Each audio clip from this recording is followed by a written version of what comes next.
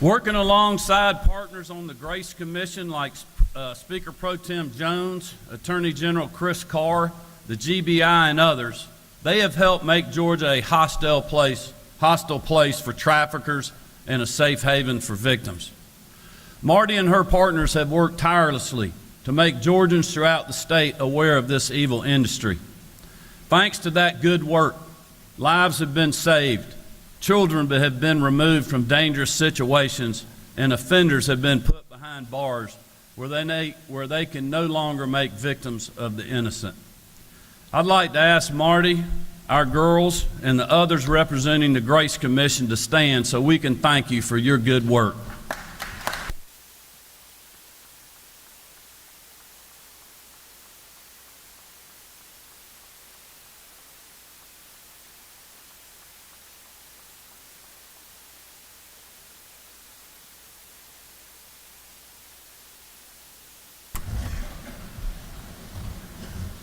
This year, we will build on their good work by increasing penalties for those organizations required to provide resources on how to spot human trafficking and what actions are needed to stop it, but who unfortunately fail to do so.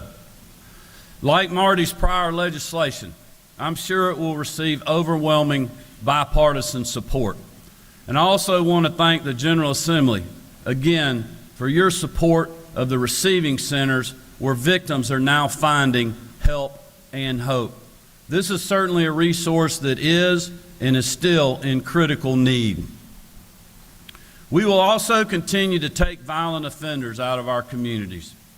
For far too many Georgians, the safety of their families and homes is put at risk by the unchecked crimes of street gangs.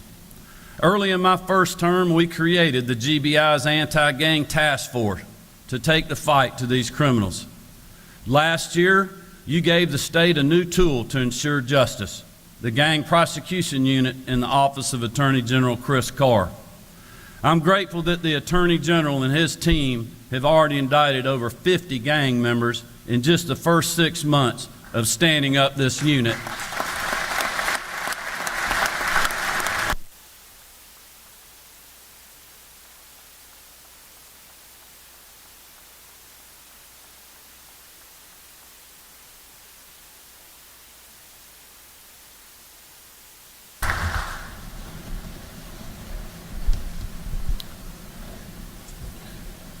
And they have more on the way. Where local district attorneys are unwilling to confront these violent offenders, the Gang Prosecution Unit will. Today, the Attorney General is joined by the head of his prosecution division, John Fowler, the head of the Gang Prosecution Unit, Kara Convery, and the head of the Human Trafficking Prosecution Unit, Hannah Palmquist. I hope you all would stand and let us thank you again for your great work.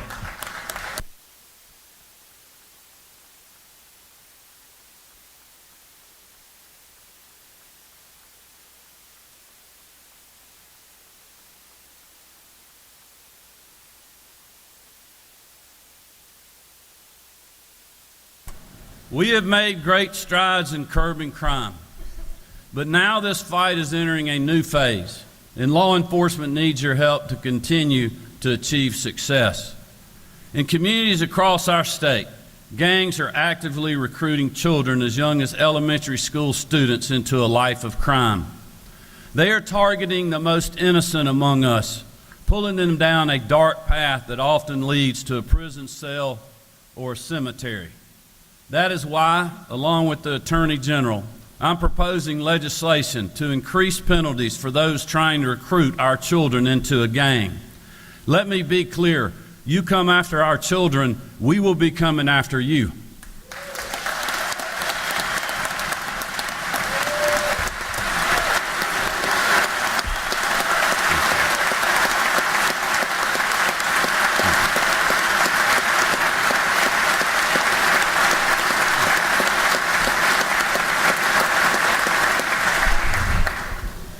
I know Lieutenant Governor Burt Jones and his team are also actively working on the broader issue of gang violence, and we look forward to partnering with them on these efforts. My administration is thankful to the dedication to this urgent problem. I also know there is strong bipartisan support for our state law enforcement, including the brave men and women of the Georgia State Patrol under the leadership of Colonel Chris Wright. Just last week, we were reminded yet again of their steadfast courage and the dangers that they face on a daily basis. While helping clear the site of the future Atlanta Public Safety Training Facility of militant activists, a trooper was shot without warning or just cause. He was rushed to the hospital, endured multiple surgeries, and days of severe pain, which he is still in. But like all troopers, he has refused to quit. Just a few blocks from where we are sitting today, he still continues his recovery. He and his wife have both our thanks and our praise, but also our prayers. I had the chance to meet with him earlier this week, and his resolve continues to be strong, but he continues to need our prayers. Just this past weekend, when out-of-state rioters tried to bring violence to the streets of our capital city, State Patrol, sheriff's deputies, and Atlanta police quickly brought peace and order. That's just the latest example why here in Georgia, we will always back the blue.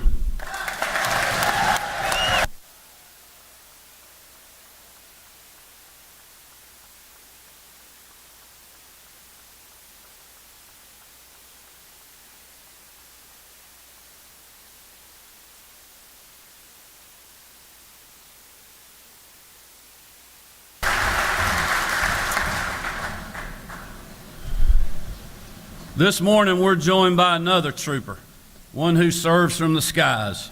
Last year, helicopter pilot Sergeant Brad Harrison, along with a tactical flight officer and a spotter, received a call to assist with a search and rescue operation in Chattooga County in northwest Georgia. A little boy no more than 5 years old was lost, and like all of us would be, his family was frantic. Thanks to the skill and quick work of Sergeant Harrison and his crew, they were able to locate the boy in a field, guide troopers to his location while circling above, and ensure that the child was safely returned to his parents.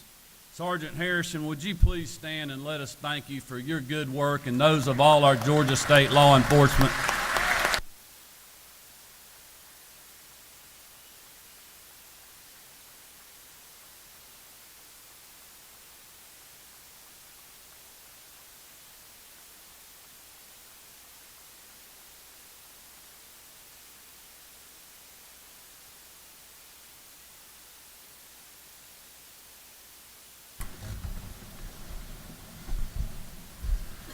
These and other public safety officers on both the state and local levels are our unsung heroes we don't always hear about, because their acts of service are given without expectation or reservation. In light of this past weekend's events, when men and women in uniform are putting themselves in harm's way and literally in the line of fire, you can imagine their frustration when one of these criminals ends right back out on the street in a matter of hours, just to terrorize those streets further. I appreciate that a Fulton County judge denied bond to 4 of the 6 rioters arrested last Saturday and gave the other 2 bonds of over $355,000, along with 24-hour curfew and ankle monitors. Unfortunately,